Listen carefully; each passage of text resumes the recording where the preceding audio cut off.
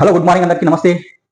Welcome to RM news. ఈ రోజు ప్రభాత వెలుగుకు సంబంధించిన కొన్ని వార్తలు చూస్తున్నాయి. ఇక రేపు ఎల్లుండి అతి భారీ వర్షాలు పడే అవకాశాలు ఉన్నట్టు హైదరాబాద్ వాతావరణ శాఖ వెల్లడించింది. ఇక రాష్ట్రంలో చురుగ్గా కదులుతున్న ఋతుపవనాలు ఇక మహబూబ్ నగర్ లోకి విస్తరణ. ఇక ఆరెంజ్ అలర్ట్ జారీ చేసిన ఐఎండీ తర్వాత ఈ ఏడాది సాధారణంగా కన్నా ఎక్కువ వర్షపాతం రికార్డ్ అవుతుందని కూడా అంచనా వేసింది ఐఎండీ.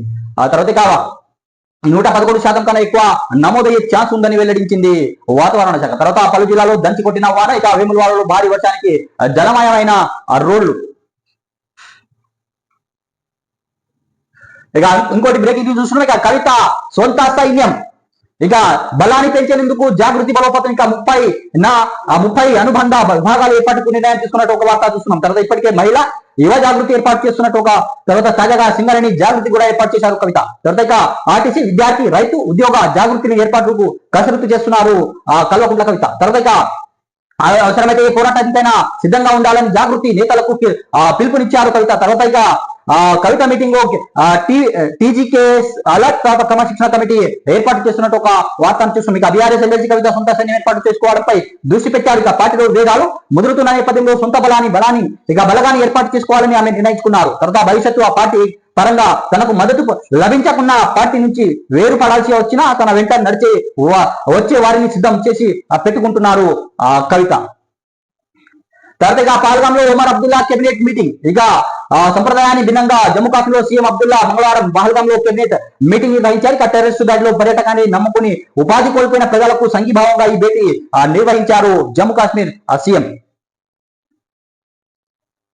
తర్వాత ఇక వాహనాలపై అలర్ట్. ఇక కళ్ళలో వడ్లు తడవకుండా చర్యలు తీసుకోండి. తర్వాత ఇక కలెక్టర్లకు సీఎం ఆదేశం జారీ చేశారు. ఇక హైదరాబాద్ కమాండ్ కంట్రోల్ సెంటర్ నుంచి మంత్రులు కలెక్టర్లతో వీడియో కాన్ఫరెన్స్ మాట్లాడుతున్న సీఎం రేవంత్ రెడ్డి. తర్వాత ఇక పక్కన మంత్రులు తుమ్మల నాగేశ్వరరావు, ఇక ఉత్తమ్ కుమార్ రెడ్డి, పొంగులేటి శ్రీనివాస్ రెడ్డి, సిఎస్ రామకృష్ణారావు.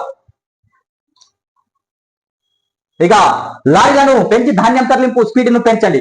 ఇక అవసరమైతే మరిన్ని గోదాములు అద్దెకు తీసుకోండి. ఇక రాజకీయ ప్రేరేపిత ఆందోళనకు పట్ల కఠినంగా ఉండాలి. తర్వాత చివరి గింజ వరకు కొంటాం, రైతులు ఆందోళన చెందొద్దని భరోసా ఇచ్చారు సీఎం రేవంత్ రెడ్డి. తర్వాత ఇందిరమ్మ ఇళ్లు లబ్ధిదారుపై అదనంగా భారం లేకుండా ధరల నియంత్రణ కమిటీ కూడా ఏర్పాటు చేయడం జరిగింది. తర్వాత జూన్ 3 నుంచి 20 వరకు 3వ దశ రెవెన్యూ సదస్సులంటూ వెల్లడించారు సీఎం రేవంత్ రెడ్డి. ఇక ఈ ఏడాది ఋతుపవనాలు 10 రోజుల ముందుగానే వచ్చాయని ఆయన అందుకు తగ్గట్టుగా ముందస్తు ప్రణాళిక పనిచేయాలని కలెక్టర్లు సీఎం రేవంత్ రెడ్డి ఆదేశించారు. ఇక ముందస్తు వర్షాల కాలంలో కొనుగోలు కేంద్రాలు వడ్డు తడవకుండా చర్యలు తీసుకోవాలి. అవసరమైతే లారీలను సంఖ్యలు పెంచి మరిన్ని గోదాములు అద్దెకు తీసుకోవాలని, ఇక ధాన్యం తరలింపు స్పీడ్ పెంచాలని ఆదేశించారు అధికారులకు సీఎం రేవంత్ రెడ్డి. తడిచిన వడ్లను కూడా కొంతమంది రైతులు ఆందోళన చెందొద్దని కోరారు. ఇక మంగళవారం హైదరాబాద్ కమాండ్ కంట్రోల్ సెంటర్ నుంచి మంత్రులు అధికారులు CM Revanth Reddy video conference నిర్వహించారు. ఇక ముందస్తు వర్షాలపై సంసదత, ధాన్యం సేకరణ, వానాకాలం పంట సాగు, సీజనల్ వ్యాధులు, ఇంధన మైళ్లు, భూభారతి తదితర అంశాలపై రివ్యూ నిర్వహించారు సీఎం రేవంత్ రెడ్డి. ఇక ప్రజల ఆరోగ్యంపై దృష్టి పెట్టినట్టు కూడా అధికారులకు ఆదేశాలు ఇవ్వడం జరిగింది. ముందుగా వచ్చిన వర్షాకాలం కారణంగా సీజనల్ వ్యాధులు, జ్వరాలు వచ్చే ప్రమాదం ఉంటుందని వైద్య ఆరోగ్య శాఖ అప్రమత్తంగా ఉండాలని సీఎం రేవంత్ రెడ్డి ఆదేశించారు. ఇక ప్రధానంగా ఏజెన్సీ ఏరియా, అటవీ ప్రాంతాలున్న జిల్లాల కలెక్టర్లు ప్రజా ఆరోగ్యపై దృష్టి సాధించాలని సూచించారు. ఇక పొరుగు రాష్ట్రాలతో కరోనా కేసులు నమోదవుతున్నాయని, ఇక జిల్లాలో సీజన్ కు తగ్గట్టుగా ముందస్తు చర్యలు కూడా తీసుకోవాలని అధికారులకు ఆదేశించడం జరిగింది. తర్వాత జూన్ 3 నుంచి 20 వరకు రాష్ట్రమంతటా 3వ దశ రెవెన్యూ సదస్సులు నిర్వహిస్తామని తెలిపారు. తర్వాత అన్ని జిల్లా ఇన్ఛార్జీలు, మంత్రులు రెవెన్యూ సదస్సులు నిర్వహణకు ప్రణాళిక రూపొందించుకోవాలని ఆయన చెప్పడం జరిగింది. తర్వాత ఇక 2వ తరగతి దాకా తెలుగులోని పాఠాలు. ఇక 3 నుంచి 5వ క్లాస్ వరకు ద్విభాషా విధానం. ఇక సిబిఎస్ఈ బోర్డు నిర్ణయం విద్యా సంవత్సరం నుంచి అమలు. ఇక మాతృభాషలో బోధిస్తేనే పిల్లలు ఈజీగా అర్థమవుతుంది ఈ నిర్ణయం. ఇక స్టేట్ సిలబస్ లోను అనివార్యమైనట్టు ఒక వార్త చూస్తున్నాం. తర్వాత రాష్ట్ర హైకోర్టుకు కొత్తగా 3 జడ్జిలు. ఇక తెలంగాణ హైకోర్టుకు కొత్తగా జడ్జిస్ సుమలత, జస్టిస్ లలిత కన్నేగంటి, తర్వాత జస్టిస్ అభిషేక్ రెడ్డిని కేటాయిస్తున్నట్టు సుప్రీంకోర్టు కొలిజియం మంగళవారం కేంద్రాన్ని సిఫార్సు చేసింది. ఇక Telangana high court judge justice Sujoy పాల్ను కలకత్తా హైకోర్టును ట్రాన్స్ఫర్ చేయాలని సూచించింది సుప్రీంకోర్టు కొలిజియం. ఇది ప్రభాత వెలుగుకు సంబంధించిన కొన్ని వార్తలనే మనం ఈరోజు చూస్తాం. సో ప్లీజ్ సబ్స్క్రైబ్ చేయండి, లైక్ చేయండి, కామెంట్ చేయండి, షేర్ చేయండి. మీరు ఏదైనా సలహాలు ఇవ్వాలనుకుంటే సలహాలు మీరు కామెంట్ రూపంలో తెలియజేయండి. Thanks for watching RM news.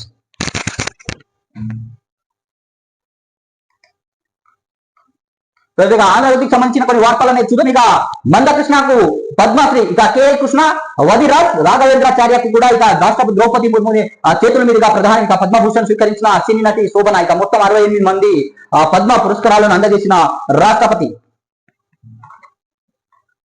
తర్వాత ఇంకో బ్రేకింగ్ న్యూస్ చూస్తున్నాం. ఇక కాంగ్రెస్ తో రాయబారం కవిత, ఇక హస్తం గుటికి చేరేందుకు కవిత యాత్నాలు చేసినట్టు ఇక్కడ ఒక వార్తలు చూస్తున్నాం. ఇక సీఎం రేవంత్ పిసిసి చీఫ్ దృష్టికి తెచ్చిన అధిష్టానం.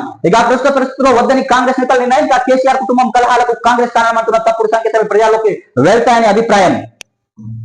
ఇక కారు దిగి చేయి అందుకునేందుకు ఎమ్మెల్యే పావులు. ఇక కవిత బాటలో పార్టీని ఇప్పుడే వీడాలని యోచన. ఇక వారిలో అత్యధికులు గ్రేటర్ బీఆర్ఎస్ ఎమ్మెల్యేలే. ఇక లేఖలు లీకులు కలకలంతో పాటు భవిష్యత్తు కారణాలేదు. ఇక ఇదే సమయంలో సొంత అడుగు దిశగా కవిత అడుగులేస్తున్నారు. ఇక అదే క్షేత్రస్థాయిలో బలం పెంచుకునేందుకు పావులు. ఇక గతంలో తనకు మంచి పట్టున్న సింగారెడ్డిపై దృష్టి పెట్టారు కవిత.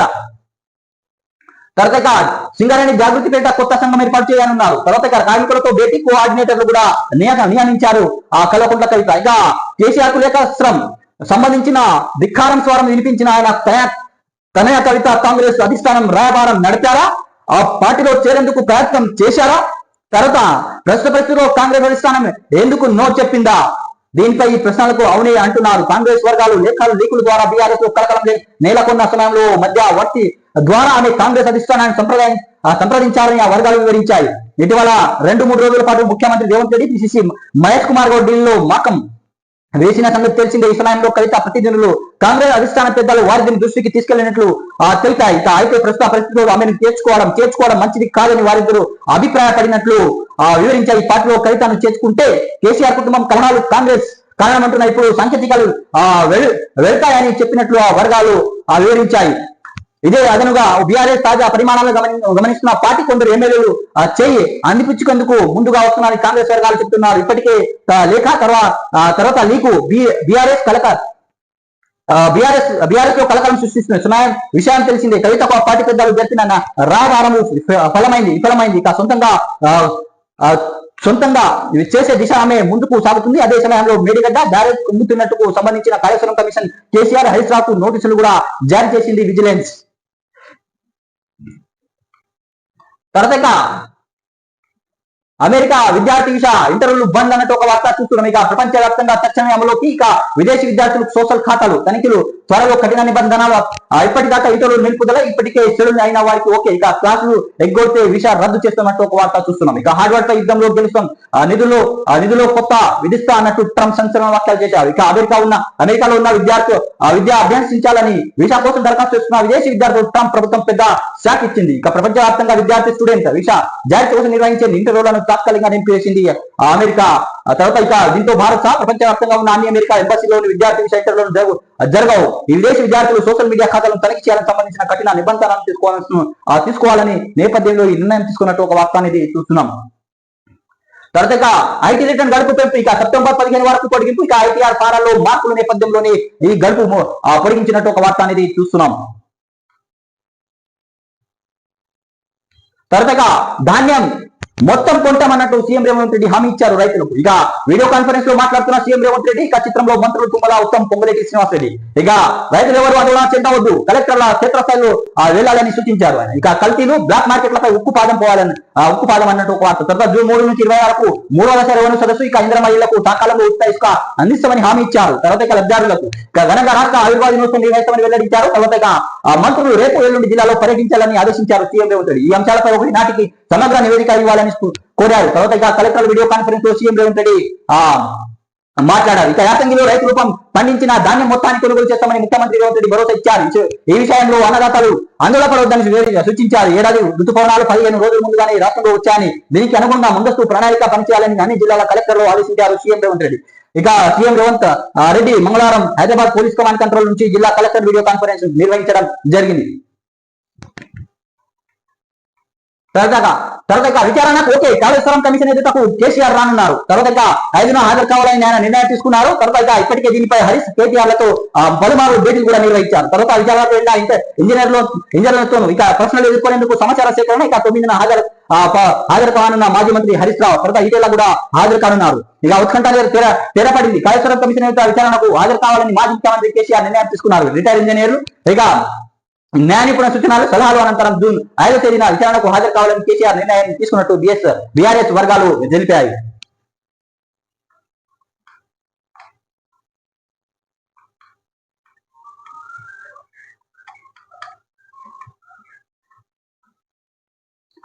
తర్వాత టికెట్ ధరల పెంపు కోసం నిర్మాతలు నేరుగా రావద్దు, ఇక చలనచిత్ర వాణిజ్య మండలి ద్వారానే కోరాలి ఏపీ ఉప ముఖ్యమంత్రి పవన్ కళ్యాణ్ సూచన చేశారు. తర్వాత తన హరిహర వీరమల్లు ఇదే నిబంధన, ఇక సినిమా హాళ్లలో తినుబండరాలు కూల్ డ్రింక్లు ధరలు ప్రేక్షకులు అందుబాటులో ఉండాలని ఆయన సూచించారు. ఇక సినిమాటోగ్రఫీ మంత్రి దుర్గేష్ కు దిశానిర్దేశం. తర్వాత పవన్ కళ్యాణ్ తో ఏకభవిస్తున్న దిల్రాజు, ఇక థియేటర్లు బంద్ నిర్ణయంతో జనసేన నేత అత్త సత్యనారాయణ పార్టీ నుంచి సస్పెన్షన్ చేశారు పవన్ కళ్యాణ్. ఇక కోర్టుకు ముగ్గురు జడ్జిలు, ఇక గతంలో పనిచేసిన న్యాయమూర్తులు సుమాలత, లలిత, అభిషేక్ రెడ్డి మళ్లీ తెలంగాణకు బదిలీ చేశారు. ఇక యాక్టింగ్ సీజే సుజయ్ పాల్ కోల్కతా హైకోర్టుకు కేంద్ర ప్రభుత్వానికి సుప్రీం కొలిజియం సిఫార్సు చేసింది. తర్వాత ఇక దేశవ్యాప్తంగా 21 మంది జడ్జిలు బదిలీ ప్రతిపాదన తెలంగాణ హైకోర్టు చీఫ్ జస్టిస్ గా ఏకే సింగ్ అన్నట్టు ఒక వార్త చూస్తున్నాం. ఇక తర్వాత పటేల్ మాట వినుంటే ఉగ్రదాడులు జరిగేవి కాదు అన్న నరేంద్ర మోదీ. ఇక పిఓకే స్వాధీనం చేసుకోవాలని చెప్పిన నాటి పాలకులు పట్టించుకోలే అన్న నరేంద్ర మోదీ. ఇక 1947 లో దేశ విభజన నిర్ణయంతోనే పాక్ ఉగ్రవాద పరంపర మొదలైందని స్పందించారు. తర్వాత ఇక ఇది 75 ఏళ్ల కొనసాగుతూనే ఉంది. ఇక పాక్ మారకపోతే తగిన బదులిస్తామని స్పందించారు. ఇక గుజరాత్ లో ప్రధాని మోదీ వార్తలు ఇక 2.2 కిలోమీటర్ల లోపలి వెళ్లి ధ్వంసం. ఇక పాక్ ఆర్మీ పోస్టులు ఉగ్రవాద శిబిరాలు ధ్వంసం చేశాం. ఆపరేషన్ సింధుతో సరిహద్దులు దాటి దాడులు నిర్వహించాం. ఇక పారిపోయిన పాక్ రేంజర్లు బిఎస్ఎఫ్ వెల్లడి అన్నట్టు ఒక వార్త చూస్తున్నాం.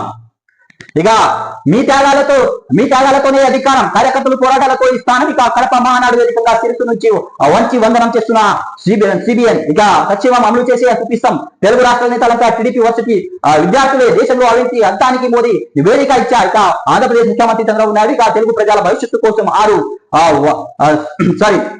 6 శాసనాలను ప్రతిపాదించిన నారా లోకేష్ అన్నట్టు ఒక వార్త చూస్తున్నాం.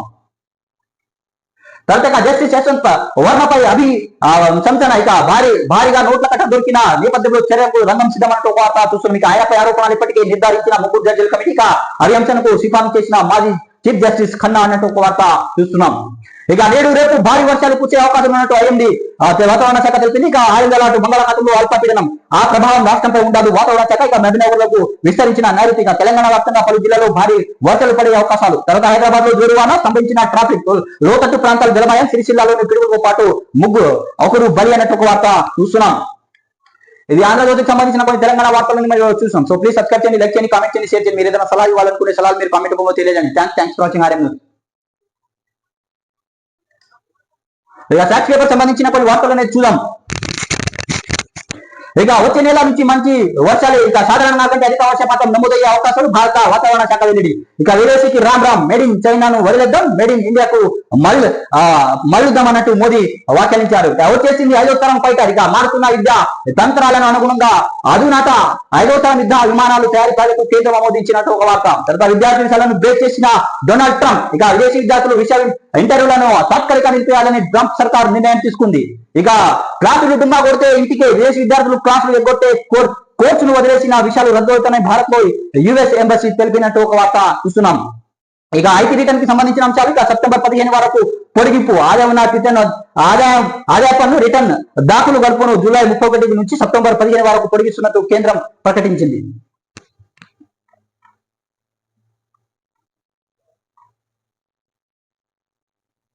ఇక కొత్త హైకోర్టు భవనాలు సముదాయం నమూనా ఇలా ఉంది. ఇక సకల హంగులతో సరికొత్త 2,583 కోట్ల రూపాయల అంచనా వ్యయం. ఇక హైకోర్టు కొత్త భవన నిర్మాణం కాంట్రాక్ట్ దక్కించుకున్న డిఎస్ ఇన్ఫ్రా. ఇక 6 అంతస్తు ఇండో పర్షియన్ శైలి ప్రధాన భవనం. ఇక 60 మంది జడ్జిలు, సరిపడా కోర్టు హాలు, నివాసాలు. ఇక తెలంగాణకు 3 జడ్జిలు, justice Abhishek Reddy, justice Lalitha, justice Sumalatha. ఇక high court justice Abhishek Reddy, justice Lalitha, justice Sumalatha, ACJ justice Sujoy Paul. Calcutta high court బదిలీ కేంద్రం సుప్రీంకోర్టు కొలిజియం సిఫార్సు చేసినట్టు ఒక వార్త చూస్తున్నాం. తర్వాత ఇక ఇసుక దోపిడీ సహించాం. ఇక ఇంద్రమ్మ ఇల్లు లబ్ధిదారులకు టోకెన్ ద్వారా ఉచితంగా సరఫరా చేయాలని ప్రభుత్వం నిర్ణయం తీసుకుంది. ఇక ఇల్లు నిర్మాణం ప్రత్యేకంగా శ్రద్ధ పెట్టాలి, కలెక్టర్లు మరింత ప్రోయాక్టివ్ గా ఉండాలని ఆదేశించారు సీఎం రేవంత్ రెడ్డి. ముఖ్యమంత్రి రేవంత్ రెడ్డి ఆదేశం. ఇక ధాన్యం కొనుగోలు వివరాలు ఇప్పటికప్పుడు వివరించాలి, దుష్ప్రచారం తిప్పుకొట్టాలని సూచించారు అధికారులకు. ఋతుపవనాలు ముందే వచ్చాయి, సాగు ఏర్పాట్లు పర్యవేక్షించండి. కలెక్టర్లు, ఇన్ఛార్జ్ మంత్రులు రేపు ఎల్లుండి క్షేత్రస్థాయి వెళ్ళాలి. భూభారతిపై 3 నుంచి సదస్సులు, రాష్ట్ర అవతరణ వేడుకలు ఘనంగా నిర్వహించాలని నిర్ణయం తీసుకున్నారు. తర్వాత వీడియో కాన్ఫరెన్స్ ద్వారా సమీక్ష నిర్వహించారు సీఎం రేవంత్ రెడ్డి. ఇక 5న విచారణకు కేసీఆర్ జస్టిస్ ఘోష్ కమిషన్ ఎదుట హాజరు కానున్న మాజీ సీఎం కేసీఆర్. ఇక కాళేశ్వరంపై తన వాదనలు వినిపించనున్న బీఆర్ఎస్ అధినేత గత ప్రభుత్వ నిర్ణయం సరైనదేనని చెప్పనున్న కేసీఆర్. ఇక విదేశీ పర్యటన నుంచి జూన్ 4న హైదరాబాద్ కు కేటీఆర్ ఫార్మై 2వ వారంలో ఏసీబీ ఎదుట హాజరయ్యే ఛాన్స్ అన్నట్టు ఒక వార్త. ఇక మాజీ ముఖ్యమంత్రి బీఆర్ఎస్ అధినేత కె చంద్రశేఖరరావు జూన్ 5న జస్టిస్ పిసి ఘోష్ కమిషన్ ఎదుట హాజరు కానున్నారు. కాళేశ్వరం ప్రాజెక్టు నిర్మాణంలో అవకతవకలు జరిగాయని అనుమానిస్తున్న ప్రభుత్వం వాటిపై విచారణ జస్టిస్ ఘోష్ కమిషన్ ను నియమించిన విషయం తెలిసింది. ఇక కాగా ఇప్పటికే 13 అధికారులు కాంట్రాక్టు సంస్థలకు కమిషన్ విచారించింది. తాజాగా ఈ నెల 21న కేసీఆర్ తో పాటు మాజీ మంత్రి హరీష్ రావు, బీజేపీ ఎంపీ ఈటెల రాజేందర్ కు కూడా నోటీసులు జారీ చేసింది. ఇక జూన్ 5న కేసీఆర్, 6న ఈటెల రాజేందర్, 9న హరీష్ రావు తన ముందుకు హాజరు కావాలని సూచించింది ఆ కమిటీ.